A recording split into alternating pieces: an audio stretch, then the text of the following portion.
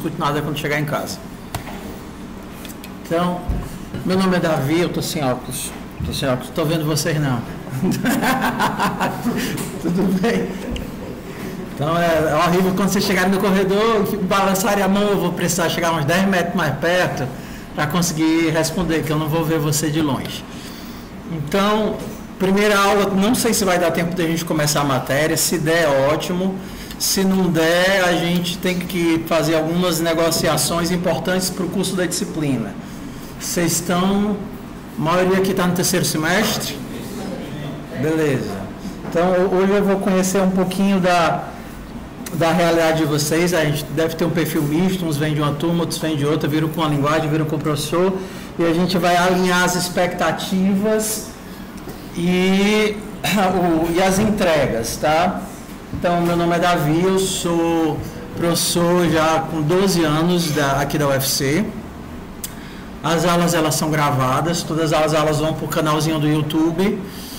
E aí, se vocês por acaso perderem, vocês podem acompanhar a matéria assistindo a aula que ficou gravada, tá? Então, é isso. Então, bora lá. Antes de eu falar da disciplina, eu queria ver qual é o perfil de vocês. Vocês são do mesmo curso, a maioria? Não. Qual? Vocês são curso de engenharia de software, né? Quem não é de ES? Só um gato pingado perdido. Tu é de quê, filho? CC. Beleza. Então a gente está com 35. Conta para mim quantos tem, só para eu não ter que contar. Ok. Alguns de vocês, quem já fez a disciplina e está fazendo pela segunda vez, ou terceira, ou quarta, ou etc. Beleza.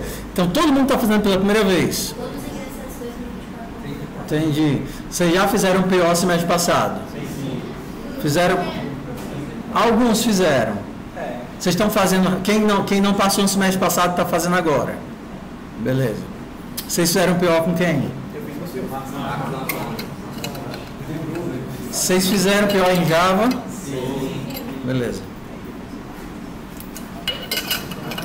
Ok.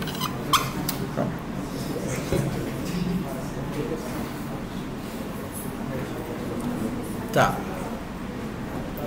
A vantagem da turma, vocês fizeram FUP com quem? Ok. Então essa é uma turma tranquila. Quando todo mundo está mais ou menos no mesmo nível, as discrepâncias são menores, a chance da turma avançar junto é mais fácil do que se a gente tivesse uma turma que fez FUP de um jeito, FUP do outro, um professor, outro professor, níveis muito diferentes, então ok. Beleza. Tá. Então, tudo bem. Então, vou só explicar onde é que a disciplina de estrutura de dados se situa dentro do currículo de programação de vocês, tá? Para vocês entenderem o que é esperado. Em alguns cursos, estrutura de dados está no segundo semestre. O de vocês está no terceiro. Vocês sabem por quê? Nem eu. Nem eu. Era para disciplina de estrutura de dados vir antes de programação a objeto. Ok? Porque a gente teria uma progressão, você começa a FUP, estudando algoritmo, organização dos dados, a estrutura de dados você estuda mais algoritmo, e aí quando você chega em PO, você pega e só organiza os algoritmos que você fez naquele jogo de quebra-cabeça, de para onde vai cada pedaço de código e tal. Mas por algum motivo de você estar ao contrário. Então, meio que dá uma quebrada de que nós não vamos utilizar o que vocês viram em orientação a objeto, porque o nosso objetivo aqui não é fazer quebra-cabeça, é escrever o algoritmo. A gente vai usar um pouquinho do que vocês viram em orientação a objeto, né, e vai ficar até mais fácil, mas o nosso objetivo é resolver problemas, ok? Então, para resolver problemas, a gente precisa entender como é que os dados se organizam para resolver esses problemas. E a gente trabalha pelo menos eu, né? Cada professor, nós temos, eu diria que 3 correntes aqui na universidade de abordagem da disciplina de estrutura de dados.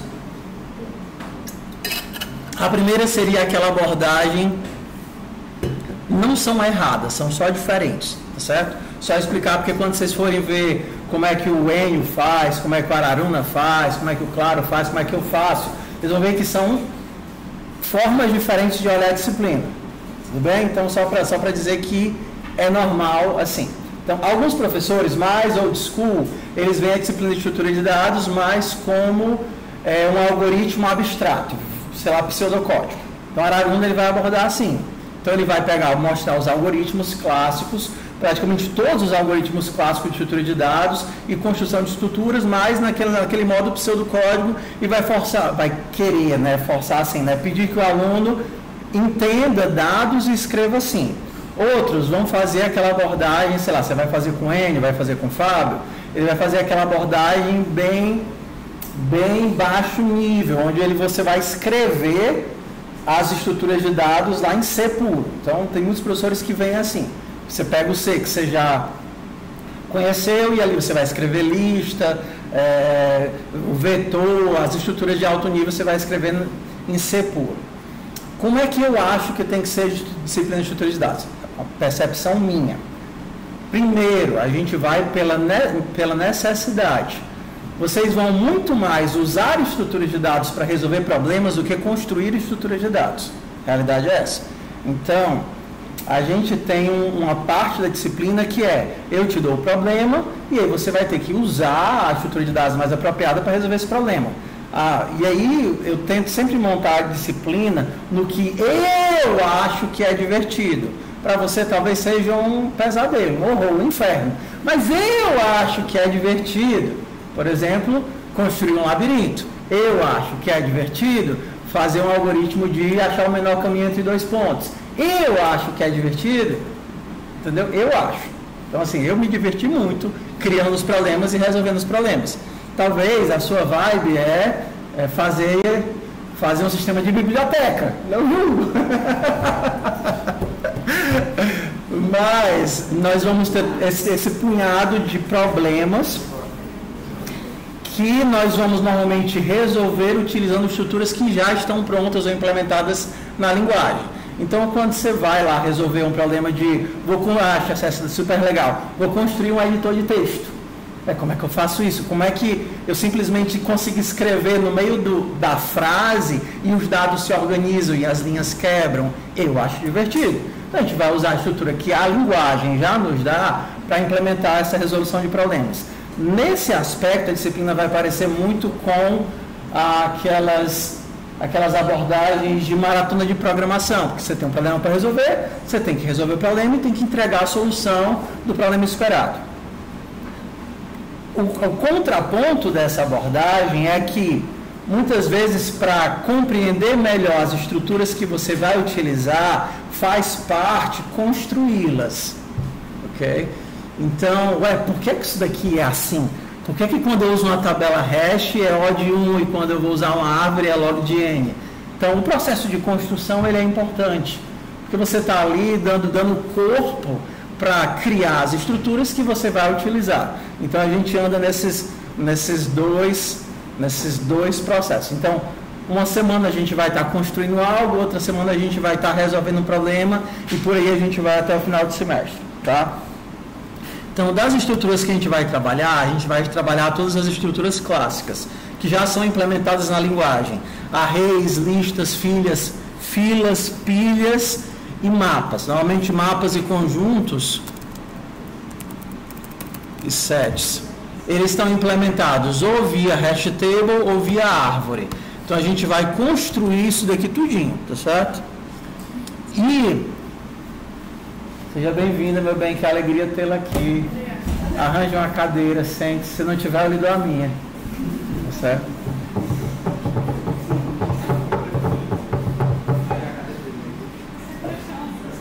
Não, tem ali, tem não?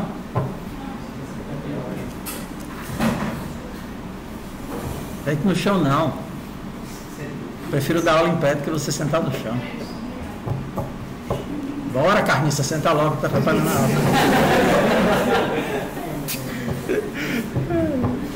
Bora lá. Tudo bem que eu estou no Ceará, vocês entendem que isso é um apelido carinhoso, né? Ok. Então, como a gente vai estar tanto escrevendo algoritmos de solução quanto construindo estruturas, tem muitas estruturas que dependem fortemente de recursão para poder funcionar bem. ou então é horrível. E aí vocês vão ver isso na prática. Você usa recursão, você soluciona no instante. Você não quer usar a solução, o algoritmo fica um caos. Então a gente vai usar muita recursão na disciplina toda. Muita. Então, ninguém está matriculado aqui em programação funcional, não. Ou tem alguém em programação funcional? Não? Ótimo. Eu pergunto quem tem 2 cachorros e um gato. Tá, então assim, se vocês não se matricularam, é obrigatório para S ou não? Não. Eu sugiro que vocês se matriculem no semestre que vem. Então eu vejo funcional como uma progressão lógica de fundamento de programação orientada a objetos e estrutura de dados. E aí, em funcional, vocês vão aprofundar a ideia da recursão e resolver mais um monte de coisa. Para mim era para ser obrigatório, porque hoje praticamente todas as linguagens novas, elas utilizam fortemente recursos de programação funcional. Você vai lá para Rust, programação funcional. Você vai lá para Scala, programação funcional. Então quase tudo tem programação funcional. Até o povo do JavaScript, né? Promíscuo, programação funcional. Tá? Então, a gente vai aprender a construir as estruturas e utilizar para resolver problemas. Tudo bem? Problemas divertidos, assim, pelo menos na minha concepção, são divertidos. E aí, para isso, a gente vai ter que aprender um pouquinho sobre complexidade, que vocês vão aprofundar quando chegarem lá em disciplina dada no 4º semestre, PA, né? Programação. O PA é o quê? Pronto, em análise de algoritmos vocês vão avançar mais ainda na idade de complexidade que vocês vão ver aqui. Por quê? Porque aqui vocês já vão ter aquele feeling que o pessoal que estuda para maratona tem de custo. Por que é que o mesmo algoritmo aqui levou 4 horas, esse aqui levou meio segundo? Exato, meio segundo. Porque esse daqui é n ao cubo, esse daqui é n log de n. Então, aí a gente vai aprender um pouquinho sobre complexidade. Eu acho que é a primeira vez dos últimos 8 anos que eu estou dando a ementa no primeiro dia de aula. Vocês veem como às vezes a pessoa muda, né? O Claro que me motivou, né? O professor Claro disse, não, vamos fazer a ementa. O Claro já tem até o plano de aula de todas as disciplinas. Ele disse, vai fazer o plano de aula. Eu disse, eu vou vivendo e aí conforme der certo, dá certo. Então, qual é a ordem do que a gente vai ver aqui? Eu não sei. Porque é uma disciplina de múltiplos caminhos. Assim, como muitos assuntos não estão interligados, não tem obrigatoriedade nenhuma, não tem regra nenhuma se eu vou fazer ordenação no começo, ordenação no meio, vou começar com recursão, começar com complexidade. Algumas coisas assim são obrigatórias. Por exemplo, você tem que ver árvores depois de lista. Mas fora isso, quase tudo não se conecta muito.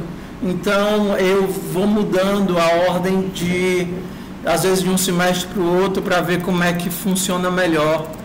Tá. O que é que a gente vai utilizar de sistema? No primeiro semestre vocês usaram o Moodle para fazer tudo, não foi assim? Segundo semestre vocês fizeram como?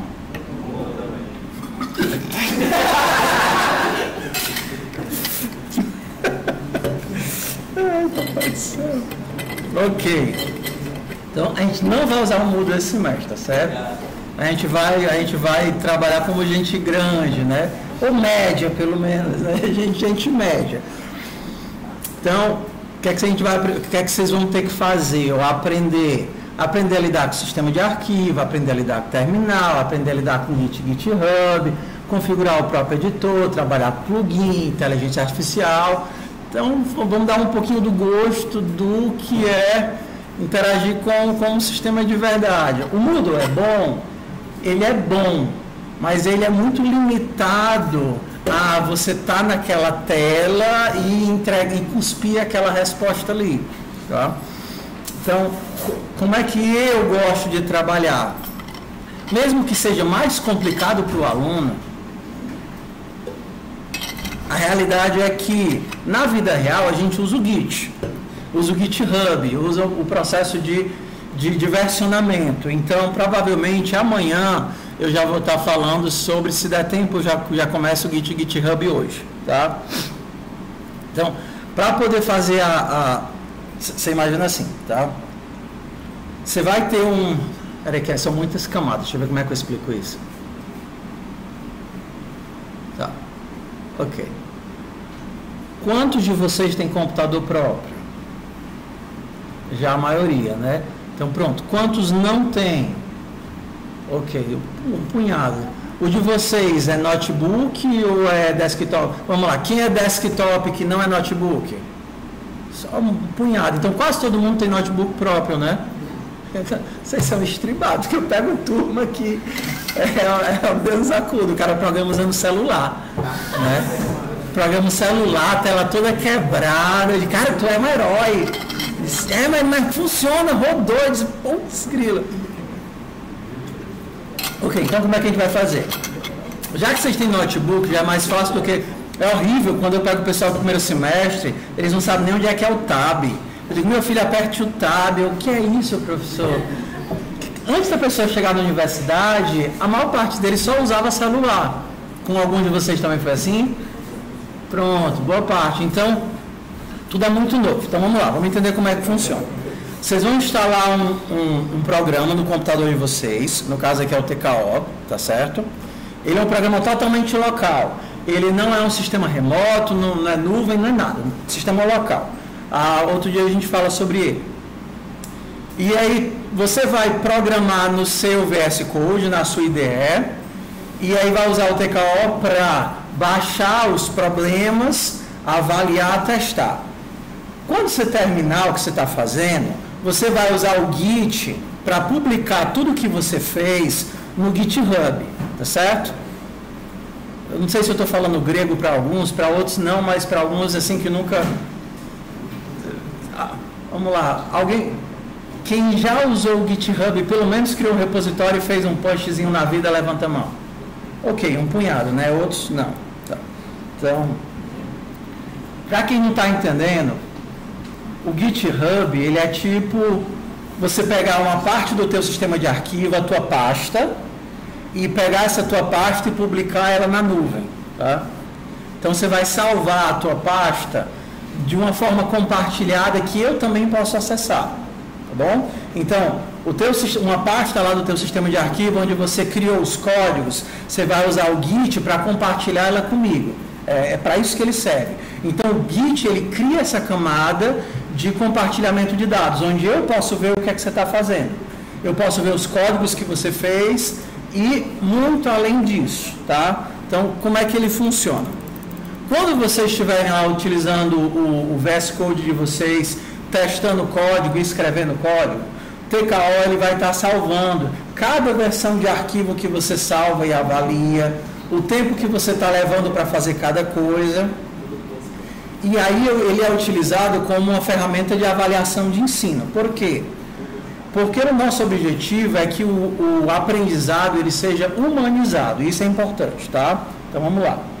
Quando eu olho para a ferramenta e quando vocês olharem para ela, vocês vão ter os gráficos lá de progresso. Então tem uma atividade lá que é, por exemplo, uma das primeiras atividades, que é tocar fogo na floresta. É a atividade da queimada. Você vai tocar fogo numa árvore e a árvore vai tocar fogo nas árvores vizinhas. E aí o teu objetivo é mostrar o resultado do campo depois de que tocou fogo em todas as árvores que estão próximas, tá? Atividade aqui. Não necessariamente você vai tocar fogo, sem querer aconteceu, entendeu? Aconteceu um incêndio na floresta, e aí você tem que mostrar como é que fica a floresta no final. Esse código você vai ter que testar ele um bocado de vezes, rodar ele um bocado de vezes. E o normal de um ser humano fazendo código é que conforme você vai passando o tempo e testando, e rodando e testando, teu código vai se aproximando de passar em todos os testes. Tudo bem? E aí, quando eu olho para isso, eu vejo um aprendizado de um ser humano que está escrevendo código.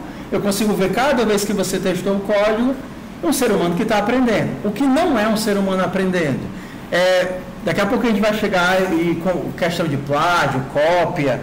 O ser humano normal que passa 2 horas, 1 hora, 2 horas para fazer, e tem um ser humano anormal que fez em 3 minutos. Essa criatura que fez em 3 minutos. E um teste, né? E aí não tem problema nenhum.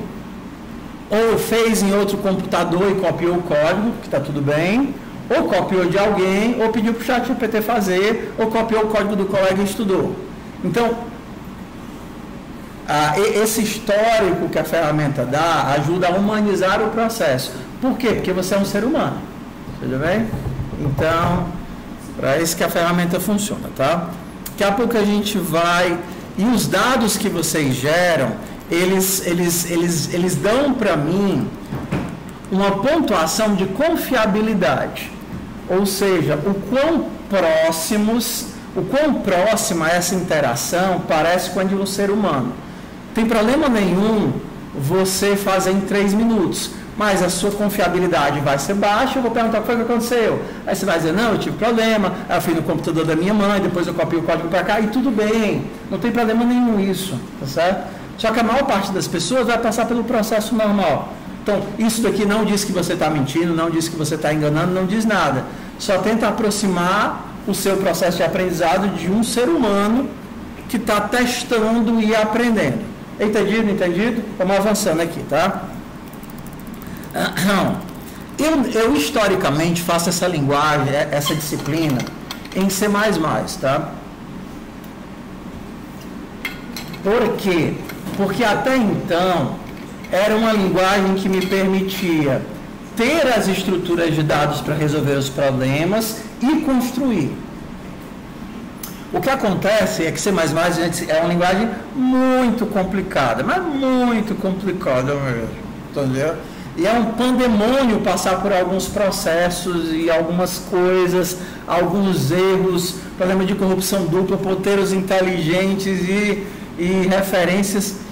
E aí eu estava caçando, já há mais ou menos um ano, uma linguagem que eu pudesse achar um meio termo, e eu saí testando um monte de coisa, tá? Então, por que a gente vai ver em Go? Porque, como vocês vão acabar descobrindo, ela é bem mais simples que C++. A ideia do pessoal que fez o Go foi, vamos pegar o C++, ver tudo que a gente pode excluir sem tanta perda e vamos enxugar a linguagem ao extremo. Então, é como se você pegasse um C e desse para ele uma cara de Python. Entendeu? Então, você tem aí uma linguagem muito rasa em termos de estruturas, controles, é uma linguagem muito rasa. Ela não tem essa camada mágica que o Python tem, que esconde muita coisa, então ela ainda te dá os ponteiros explícitos. Então é como se fosse um C moderno, tudo bem? Então tanto que esse semestre eu vou fazer em Go, o Claro vai fazer em Python, porque tanto eu quanto ele estamos desgostosos com o quanto de tempo que a gente gasta da disciplina antigamente para ensinar C++ para que os alunos não conseguissem aprender, porque é horrível. Tudo bem? E em termos... Java eu não vou comentar não. Java é... Tá? Ok, Java, esquece, vai. Como é que é o processo de pontuação? Como eu tenho essa ferramenta que me humaniza o processo de aprendizado, eu acabo não precisando de provas. Beleza? Para que servem as provas? Para ter algum nível de validação se você aprender o conteúdo, ok? Só que quando eu olho para as estatísticas e eu vejo o exemplo que você está investindo de 2 a 3 horas por semana e está tentando fazer os exercícios e está acertando uma parte e outra não está acertando, entenda que olhar para o processo é muito mais confiável que olhar para o código. Eu ter um código bruto entregue na minha mão não diz nada sobre como foi o seu processo de aprendizado. Então, a priori, a gente não precisa fazer prova, a não ser no caso especial que a gente vai chegar chegar no finalzinho da comunicação, tá? Então, provas, a priori, não são necessárias para 95% das pessoas. Então, como é que a gente pontua a disciplina? Você vai ser pontuado pelas atividades que você entregar, e pronto. Você fez as atividades, você ganha ponto pelas atividades. Só isso. Então, tem muita atividade, você não tem a obrigação de entregar todas. As que nós fizermos em sala são obrigatórias, então você tem que fazer as atividades que nós fizermos em sala. Não é porque você me viu fazendo que você sabe fazer. Então, a primeira coisa, quando vocês forem entregar as atividades, vocês vão marcar critérios lá. Então, a primeira coisa que vocês, se não tiver teste, tem algumas atividades com testes, eu chego já nisso, e outras sem testes. Por exemplo, faça um jogo de pedra, papel e tesoura. Não tem muito como testar isso porque é um jogo, é interativo. Ou se eu peço para você desenhar um fractal de uma árvore, eu não tenho como testar isso. Você vai criar lá os parâmetros e vai fazer a arvorezinha. Você já viram aqueles fractais bonitinhos? Nunca viram que diabo é um fractal, não? Putz, grila. Vocês são vocês são da TI? Da computação? É a imagem que vai infinitar. A fractal é aquela imagem que vai se repetindo. Tipo, já assistiu Frozen? Pronto, let it go. Aquelas... o floco de neve, aqueles brega assim, aquilo ali são fractais. A gente vai desenhar fractais como atividade da disciplina. Eu não tenho como saber se você fez ou não fez testando o código, como por exemplo era em FUP ou PO. Então, nessas atividades que não tem testes, você diz, eu fiz 50%, eu fiz 60%, eu fiz 100% da atividade. Nas que tem teste, é a quantidade de testes que passar. Essa é a primeira métrica da atividade. Segunda métrica da atividade, que eu vou chamar de... Esqueci qual foi o nome que eu dei. Mas é como se fosse autonomia, tá certo? Então, é ali que você diz, seja bem-vindo, querido. Você vai ter que sentar no chão, porque eu acho que não tem mais cadeira. Tu contaste para mim quantos alunos tem? 35. Show de bola. Encosta ali perto do lixo. Eu só não te dou minha cadeira, porque como eu estou gravando, deixa eu ver se eu ainda estou gravando.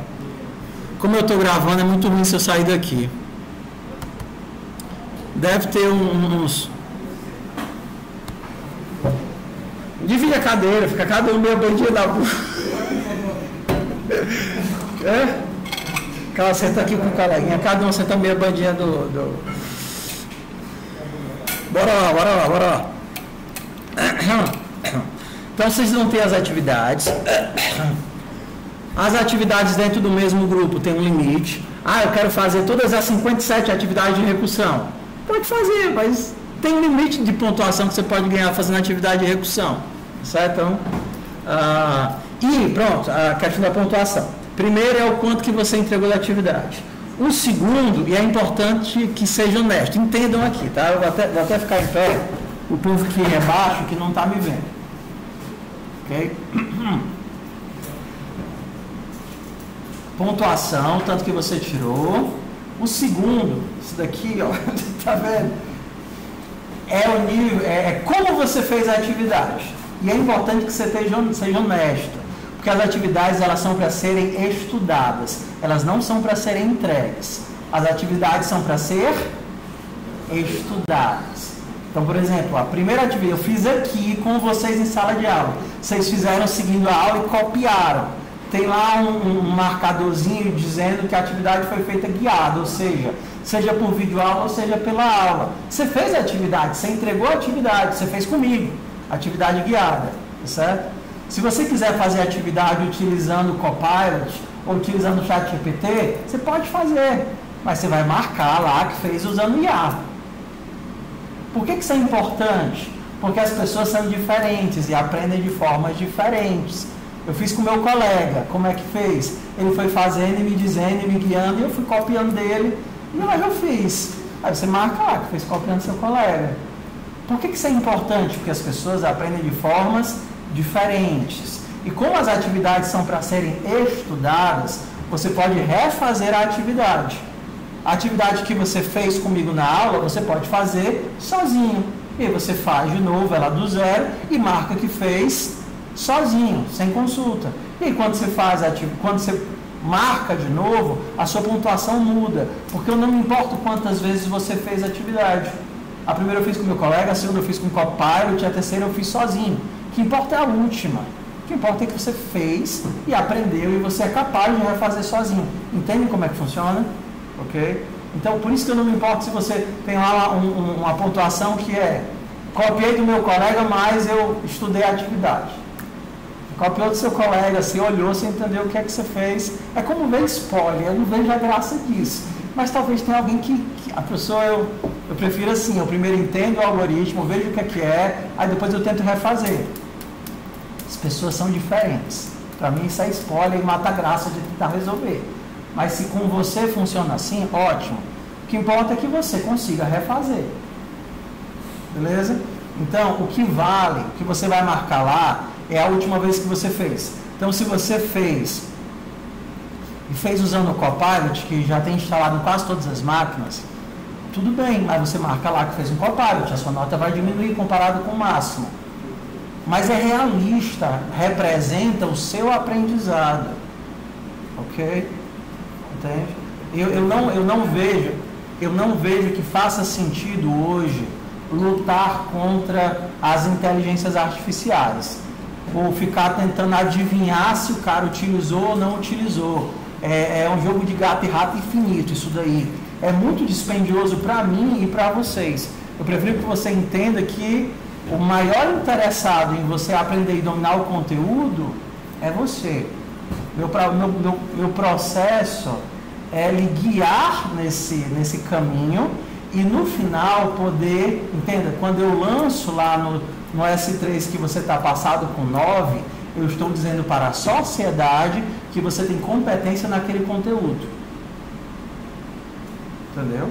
Então, a minha responsabilidade, entenda, por não deixar você passar sem que você saiba, é um compromisso que o dinheiro público está sendo bem investido e que você realmente desenvolveu as competências que era responsabilidade minha garantir que você tivesse desenvolvido. Compromisso público. Então, passar você sem que você saiba, nesse contexto, é desvio de dinheiro público. Eu fui pago para isso, a universidade está aqui, toda a estrutura está aqui, e você saiu, eu atestei que você sabia, mas você não sabe, é desvio de dinheiro público. Tá? Por isso que eu levo as coisas assim de forma séria. Tá? Então, primeira coisa é o que você entregou, segunda coisa, como você fez, e para que esse como tenha significado, tem uma terceira métrica, que é muito subjetiva, que é o nível de retenção. Tá certo? Então, por exemplo, se você diz que fez com Copilot, a terceira é a mais importante, mas você disse que conseguiria refazer 90% do código sozinho, tudo bem, é uma das que tem mais peso, porque existem algumas coisas que você realmente sabe que domina e você usa o Copilot ou usa, sei lá, qualquer coisa para acelerar o processo. Por exemplo, não entende que é muito chato você ficar criando get e set, só fazendo código, depois de uma coisa que você já entende, ou fazer um código lá que é só uma busca, ou é só um preenchimento de dados, entenda, que não é relevante para o problema. Ok? Então, isso para mim não importa. É você que tem que ter a maturidade de dizer, desse código que eu estou entregando, não importa como, eu sei refazer 90%, sozinho, sem consulta. Então, com essas três informações, quanto você fez, como você fez e o quanto você acha que domina o que você entregou, eu tenho algo muito mais realista do que ficar olhando o código que você me dá para saber ou tentar adivinhar o quanto que você aprendeu, se você fez de verdade ou o que você resolveu. Entende? Então, eu conto com vocês no processo avaliativo. Na verdade, o processo avaliativo eu dependo de vocês. Seria ilusório achar que no modelo antigo funcionaria. Vocês me mandam, entenda, só o código final e eu olho para aquilo ali e tenho que tentar adivinhar se você construiu ou não construiu, sabe ou não sabe, domina ou não domina, usou copiloto, copiou de algum colega. Totalmente inútil, isso é irreal. E eu nem vou perder tempo com isso. Por isso que eu digo, a maioria dos códigos que vocês fizerem, graças a Deus, eu nunca vou precisar olhar. Tudo bem? Vai estar lá, tudo registrado, vai estar lá no GitHub, mas eu não vou precisar olhar. Quando é que eu vou precisar olhar? Quando você tiver com dificuldade, quando você disser, professor, eu estou com dificuldade no meu código, aí eu vou perguntar, cadê teu GitHub? Aí você vai me dar teu GitHub, eu vou olhar, vou analisar, vou tentar descobrir qual é o problema, ou então quando eu perceber que o que você diz, por exemplo, você está entregando muitos códigos em 2 minutos. Como é que esse cara é tão bom? Aí eu vou olhar, ver se seu código faz sentido, se parece o de uma pessoa que está aprendendo ou não. Porque eu lembro de um menino que tinha um monte de código assim, de 2, 3 minutos. Só que esse código tudo feio. Cara, é dele, entendeu? Feio, cheio de gambiarra. Dava para entender que era um código de alguém que está aprendendo. Alguns bugs estranhos. Eu tinha um menino que fazia assim, se 1 mais 1, se não, e aí botou o resultado. E eu, rapaz, por que o cara fez isso? Era assim, se alguma coisa, 1 mais 1. Se não, e aí botou a linha lá que ele queria imprimir. Aí eu perguntei, para que serve esse 1 mais 1? Ele disse, é porque eu só queria o else, eu não queria o if. E aí quando eu tirava o 1 mais 1, o código não rodava. Aí quando eu botei o mais 1 deu certo, ficou isso mesmo. Então quando você pega um código desse, que você vê a genialidade fluindo pelos poros, porra, o cara desse não comprou nem a pau. Entendeu? Claro, então esse menino de 3 minutos, fez a disciplina toda com a versão antiga do TKO, que não registrava os tempos. Ele só foi atualizar no final do semestre, por isso que o código dele não tinha nenhuma marcação de tempo. Mas assim, visualmente, eu bati o olho no código dele e sabia que aquele código ali era de um aluno que estava aprendendo. Entende? 1 mais 1, o cara nunca esqueceu esse 1 mais 1. Eu disse, meu filho, você sabe o que é uma negação? Ele disse, não. Certo, entendi. Beleza? O que é que eu não sei se vou fazer? Tá certo? Então, desde o começo do semestre, vocês já vão ter uma planilha simplificada das notas coletadas e das atividades coletadas, entenda, e da nota esperada. O que é a nota esperada? É a nota que você tiraria se você estiver sendo honesto no seu processo avaliativo. Então, se está lá um 8, é que se você estiver sendo honesto, se você tiver entendido o processo, no final do semestre você vai ficar com 8. E por que é esperado? Porque às vezes a pessoa não entende a pergunta, né? Tem problema de interpretação. Aí eu pergunto, meu filho, você fez tudo? Ele fez tudo. Aí eu olho, só tem metade do código. Como é que você fez tudo? Isso aqui só tem metade. Aí eu fiz tudo que eu consegui. Aí você afirma. Ou ele não entende a pergunta, ou não sei qual o caso. Então, claro que a nota do Paulo, coitado, diminuiu. Entendeu? Porque ele não entendeu. Mas se vocês entenderem o processo, e eu vou falar sobre ele várias vezes, a nota esperada é muito próximo da nota real. Tem algumas pessoas que são muito, muito escrupulosas e começam a se deduzir ponto por qualquer coisa, e aí eu olho e vejo, não, cara, daí eu dou uma melhoradinha na nota e por aí vai. O que é que eu ainda não sei como é que vou fazer? Eu não sei como eu vou fazer o problema das entregas atrasadas. Por quê? Porque é muito chato ficar gerenciando entrega atrasada. É muito chato, é muito cansativo, entendeu? Então, como o processo de coleta de dados é todo automático, eu não posso ser, entenda, eu não posso ser displicente e dizer que vocês podem entregar em qualquer época do semestre, porque sem senso de urgência não tem ação, beleza? É tão ruim não poder olhar para o pessoal que está atrás dos... Porque eu fico aqui olhando para o povo dessa fileira. Acho que eu vou para... É porque eu estou aqui atrás do computador, mas é muito ruim. Ai, égua, mano. Ficar aqui, pronto, falar assim. Então, assim, vamos lá. A disciplina é um modelo de escada. Assim, menos do que PO, mas ainda é um modelo de escada. Principalmente em relação à recursão, tá? As técnicas de recursão vão avançando. Então, o que acontece? Se vocês não fizerem as atividades propostas, as atividades para vocês fazerem em casa, quando chega na semana que vem, como você teve menos treino, a sua capacidade de entender a aula é bem menor. Você vai ter muita dificuldade para fazer a atividade proposta e o teu tempo de sala de aula é prejudicado. Então, é como se você perdesse não só o que você não fez durante a semana, mas você também perdesse o tempo de sala de aula. É impressionante como eu passei um questionário semestre passado que era a qualidade da aula, para eles avaliarem se a aula estava sendo boa ou não, e a qualidade, qual era o termo que eu usei? Era o rendimento do aluno dentro do tempo de sala de aula. Ó, vamos lá. A qualidade da aula é uma coisa e o rendimento do aluno dentro do tempo de sala de aula é outra coisa. Então, muita gente dizia, a aula é muito boa, a aula é boa, mas o meu rendimento é 40%, 30%, 20%, 50%. Ué, por quê? Por que a aula é boa, mas o cara não consegue render? Muitos dos casos é porque a pessoa já estava com déficit. Então, mesmo que ele conseguisse acompanhar minimamente a aula, quando ia para a prática, ele não conseguia fazer, ficava frustrado, ficava de um canto para o outro, e entenda, o tempo de aula não rendia.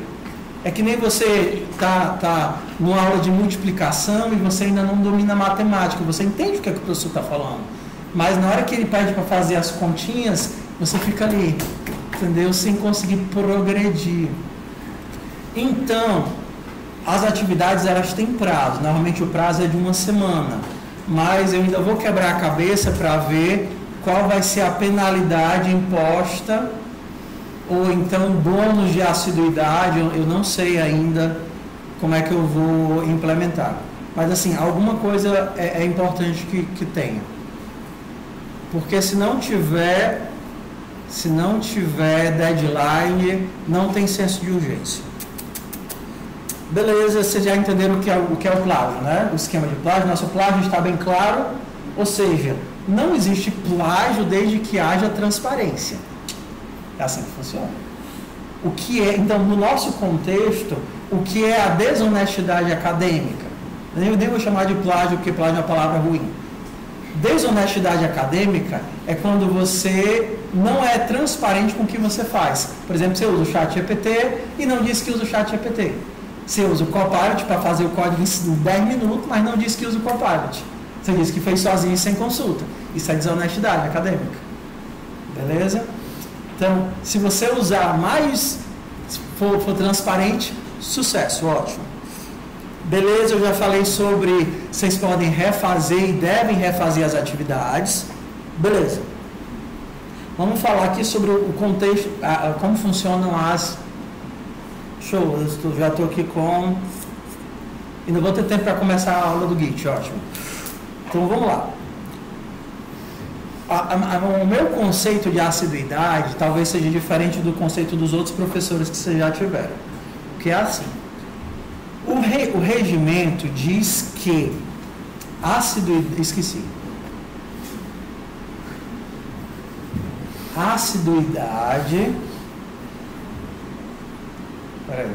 Sim, lembrei. O rendimento diz que a presença do aluno está condicionada à assiduidade dele às atividades da disciplina. A presença do aluno está condicionada à assiduidade, eu acho que é outra palavrinha, mas é parecido, né? Do aluno às atividades da disciplina. Como é que os professores interpretam? Se o seu corpo estiver dentro da sala, você tem direito à presença. Sim ou não? Sim. Só que eu não penso assim. Eu penso que se você quer o direito à presença, você tem que fazer a atividade proposta. Ou pelo menos tentar fazer a atividade proposta.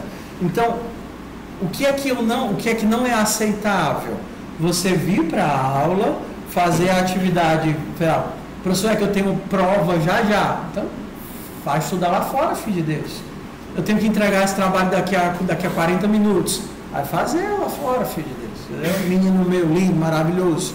Você tem a aula gravada. Você não precisa estar aqui, ocupando espaço, consumindo o friozinho do meu ar-condicionado. Você tem a aula gravada justamente para você poder faltar. Olha que coisa maravilhosa. Você já tem o direito de faltar 25%. Nem acabei falando faltas. Aqui, faltas. 25% de Direito. Tá? Então, você tem o direito de faltar 25%. É impressionante como tem gente que me fica me mandando mensagem, perguntando se pode me mandar o atestado. Atestado de quê? De óbito? Professor, não vou poder ir não porque eu morri. Tudo bem, ótimo. Mas fora isso, não existe atestado, você pode faltar, é seu direito. Você tá tomado pela preguicite, está inflamada, a preguicite aguda dentro do seu peito, fique dormindo, ok? Fique dormindo, você tem direito de faltar 25%. Claro, né? Quando você estiver curado, eu sugiro que você pegue a aula e assista a aula. E provavelmente, se tiver atividade que foi feita dentro da aula, ela é obrigatória porque você entrega. Então, se você não entregar, você já está no prejuízo. Você tem um prejuízo duplo. Você vai ter que assistir a aula, entender a atividade, fazer a atividade e entregar a atividade que foi feita na aula. Então, quando você vem para a aula, você está ganhando já ponto, porque você está fazendo a atividade comigo. Mas você tem o direito de faltar. Você tem uma prova, você está desesperado para fazer a prova é segunda aula. Falte, meu filho. É muito ruim, não dá para fazer duas coisas. Você fica aqui, estudando para outra prova. Aí eu vou chegar, te dar uma peteleca, então tá fazendo o quê? Estou estudando para cálculo 2, aí eu vou jogar todo mochila lá fora, estudar lá fora. Porque eu só quero, entenda como é a minha mente de professor. Eu quero que esteja aqui neste ambiente as pessoas com as quais eu preciso estar atento ao aprendizado. Então, se tem uma criatura que eu estou fazendo a recursão, ela está assim, aí eu vejo, meu Deus, eu tenho que ser empático com aquela criatura. Por que ela está fazendo cara de limão? O que é isso? Só que quando você está aqui, é uma pessoa a mais para eu prestar atenção, só que eu não devia estar prestando atenção em você, porque você não está prestando atenção em mim. Então, não está casando. Okay? Olha que coisa boa, você tem a aula gravada para você poder assistir no outro horário e ter total atenção à minha pessoa. Estamos entendidos isso? É muito chato eu ter que ficar dizendo, não, eu vou ter que te dar falta porque tu não está aqui. Então, claro, eu não é... Vamos lá, só para ficar bem claro. Não é algo desumano. Eu estou olhando meu celular e ele vai brigar comigo. Ou então eu estou me distraindo fazendo aqui alguma coisa, ele vai chamar minha atenção. Não é isso, não é isso. Certo? É o processo humano. Estou falando de má fé. Ou então de problemas pessoais. Eu lembro do cara que estava na minha aula e ele saiu assim com aquela cara mesmo de morte. Aí eu fui atrás dele para perguntar o que tinha acontecido. Aí ele recebeu uma notícia muito ruim da família e tal, e estava ali tentando participar da aula. Eu disse, cara, vai embora. Não faz sentido você estar aqui não, vai cuidar disso. Entendeu? Ou então a pessoa que está fazendo outra coisa. Ainda tem algo horrível, né? Faltou aqui proibido mortalmente. Tá? Eu vou chegar já nisso, tá? Então você tem o direito de faltar, falte. Ter a aula gravada me dá o direito, beleza? Eu acho que eu não falei de aula aqui, falei de aula aqui em algum lugar. A aula, cadê onde foi que eu falei de aula? Gravada, beleza.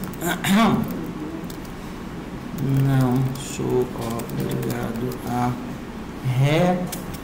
repetir matéria que você faltou e não assistiu. Beleza. Então, bora lá. Já entenderam que vocês têm o direito de faltar? Sim. Alguém vai me mandar atestado de que foi atropelado por um jumento quando o ônibus furou e veio tentando correr? Professor, eu estou todo mordido. Os cachorros que ficam ali na frente vieram de bando e me morderam todinho. Eu estou aqui, estou aqui na UPA, cheio de buraco nas pernas. Eu vou rezar por você. O senhor quer um atestado? Não quero atestado. Não existe aborto de falta, tá? Ok. Então, uma coisa importante, a gravação é cortesia. significa que sem querer pode dar problema na gravação, pode dar problema no áudio. Tenho a menor ideia de que se esse áudio está bom, porque eu não calibrei nada a primeira vez que eu estou usando esse notebook. Pode ser que o áudio esteja... Devia estar em libras, se desse áudio em libras, aí eu nem me preocupar com áudio. Mas se você faltou esperando que ia ter gravação e não teve,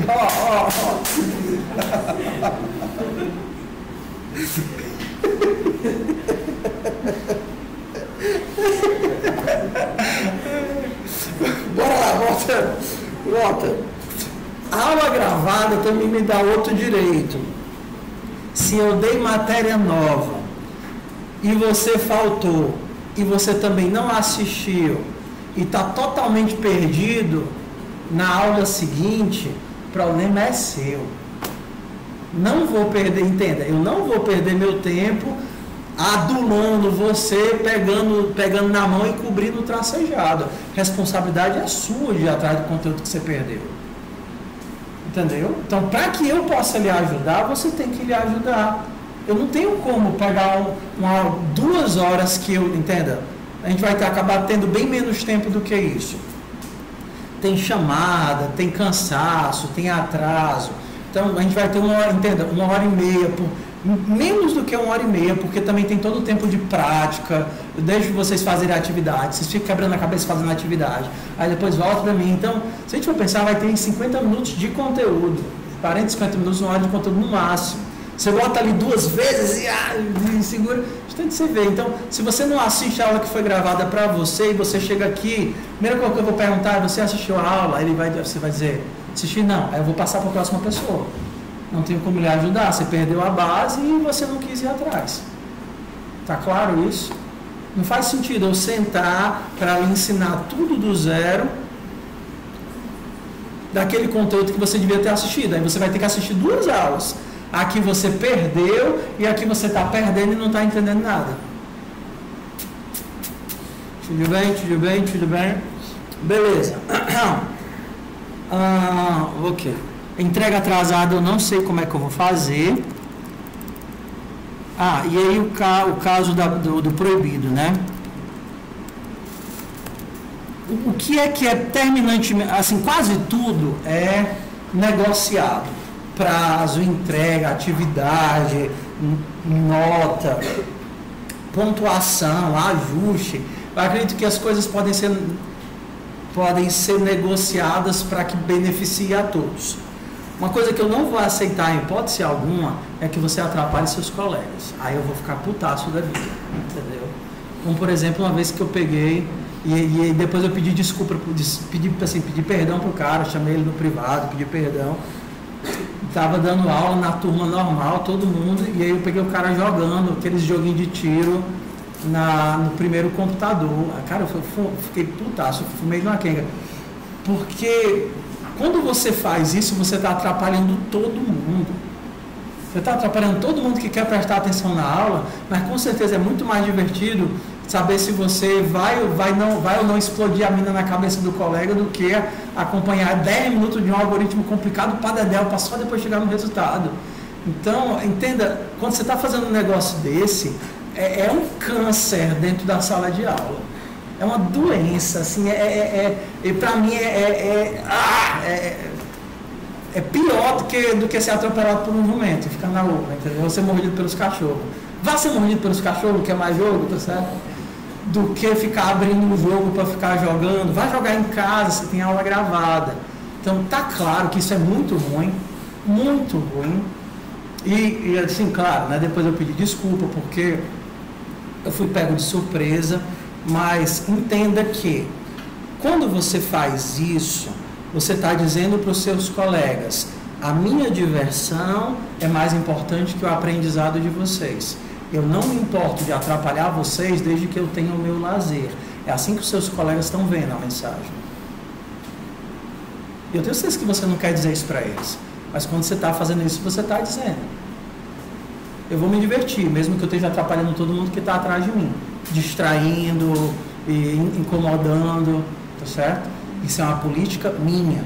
Uma vez eu passei atrás de uma turma de... Não sei se era ED ou FUP, e a galera da última fileira estava todinha jogando. Aí no meio da sala eu entrei para falar com o professor. E aí esse professor, a galera da última fileira tá toda jogando CS. Aí ele disse o que para mim? Nunca esqueci. Como foi que ele disse assim? Desde que eles não atrapalhem os outros, eu não me importo, eles podem fazer o que quiserem dentro de sala de aula. Mas eles estão atrapalhando. Ou será que aquele clique vai... não dói no juízo? Dói ou não dói? Dói. Horrível. Então assim, mas política do professor. Ele finge que dá aula e os alunos fingem que assistem. Aí é bom que o circo está feito, todo mundo está fingindo, é uma aula de teatro, praticamente. Uma aula de teatro, mas eu não consigo, tá certo? Então, por que eu faço todo esse lereado, explico a questão da honestidade, a pontuação? Porque para mim é muito oneroso ensinar. Então, eu não gostaria que você fingisse que tá aqui para estudar, tudo bem? Se você tiver com muita dificuldade, vez ou outra cai no caso desse. O aluno está com muita dificuldade, seja porque estava doente, ou atrasou, passou por um problema, quer começar a fazer as atividades. Está acontecendo no semestre passado. Por lei, isso nem era permitido, mas deixa eu até parar a gravação aqui. Vai ver, Luca. Não tem como eu parar, não, essa carniça. Então, você que está aí na gravação e não sabe o que eu disse, problema seu, vou repetir não. Bora lá. Beleza. Então, falei sobre o que é proibido, falei questão de entregas atrasadas. Tá. Em que casos a gente tem prova? A gente tem prova em casos de problemas de confiança. É porque a porta está sem batedor. Em problemas de confiança. Por exemplo, se eu percebo que você não está... Por exemplo, o cara disse que fez sozinho. Eu fiz essas atividades tudo sozinho, professor. Aí eu disse, não, tudo bem. Vamos lá, mostra para mim como foi que você fez. Não, eu esqueci. Se eu percebo que o teu critério, que você não está sabendo jogar o jogo de ser honesto, eu não vou lhe reprovar. Assim, no começo eu dava nota negativa, eu zerava a atividade. Mas eu aprendi que o aluno que mente, ele não merece zero. Zero merece o aluno que não fez ou não sabe. Isso é um jogo ganha-ganha. Se você não fez ou não sabe, o que é que você vai receber? Zero.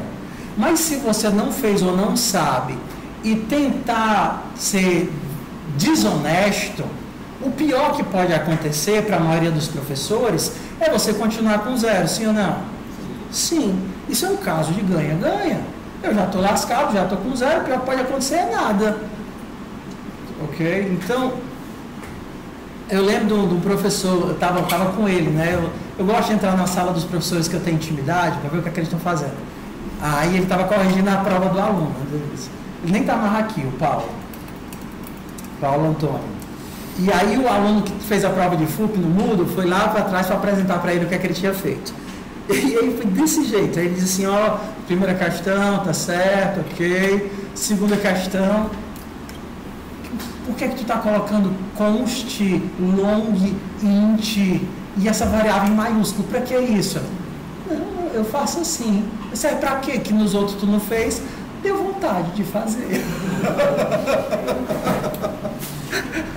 Aí eu olha, né? Olha o que o Paulo fez. Essa questão aqui você não fez, não. Eu vou lhe dar zero. Ele, tudo bem. Eu disse, por que, mano?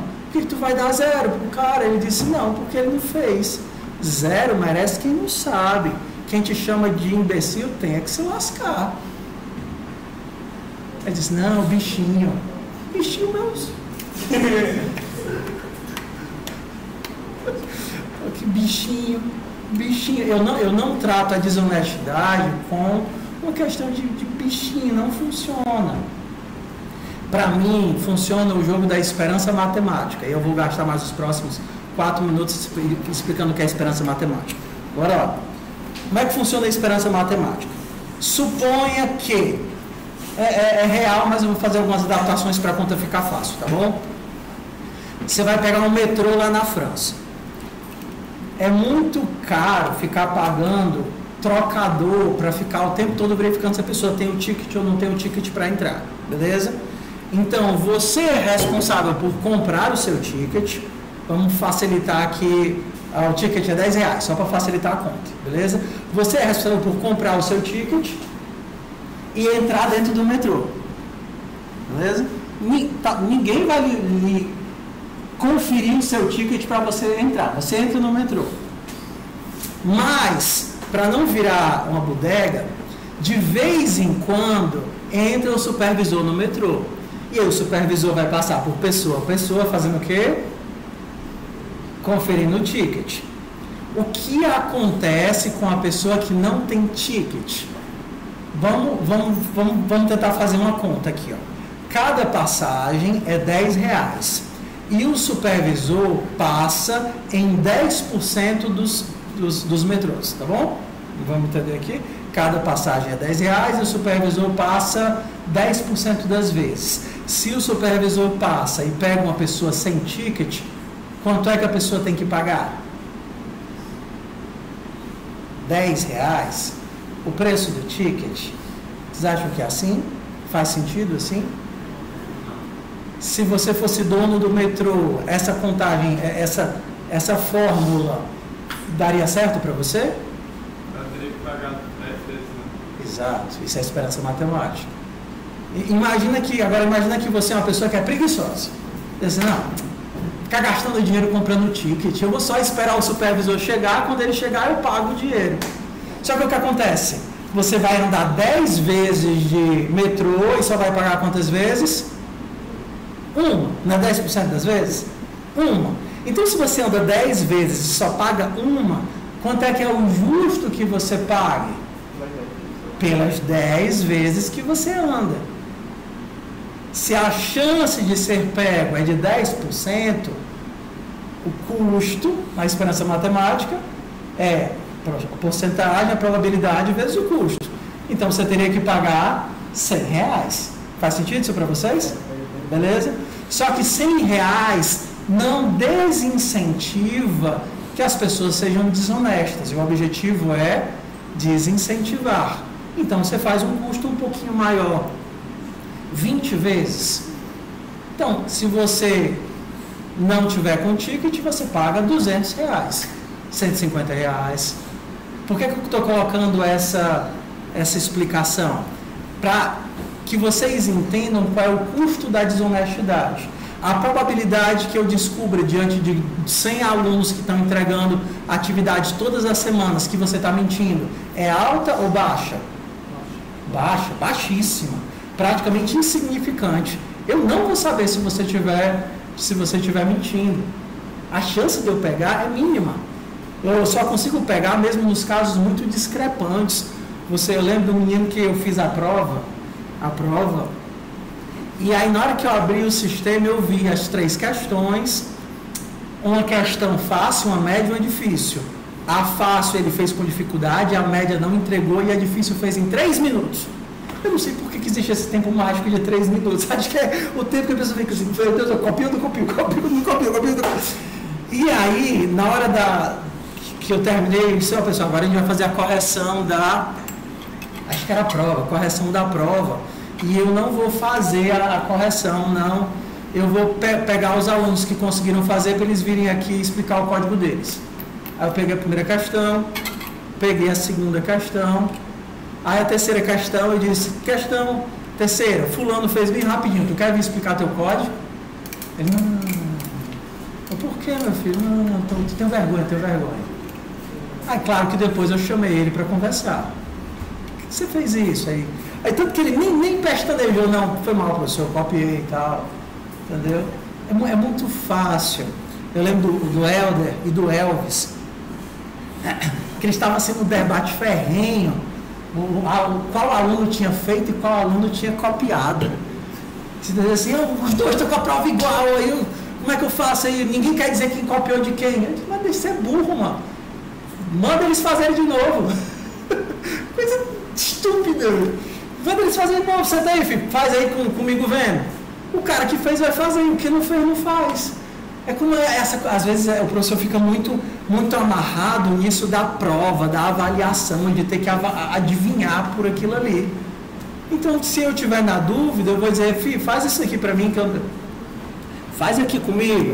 Entenda, eu não vou fazer como uma vingança, eu não vou fazer como nada disso, eu vou fazer para compreender como é que você está aprendendo. Está claro isso? Então, quando é que a prova entra? Quando eu percebo que você ou não entendeu ou está tendo má fé com o processo.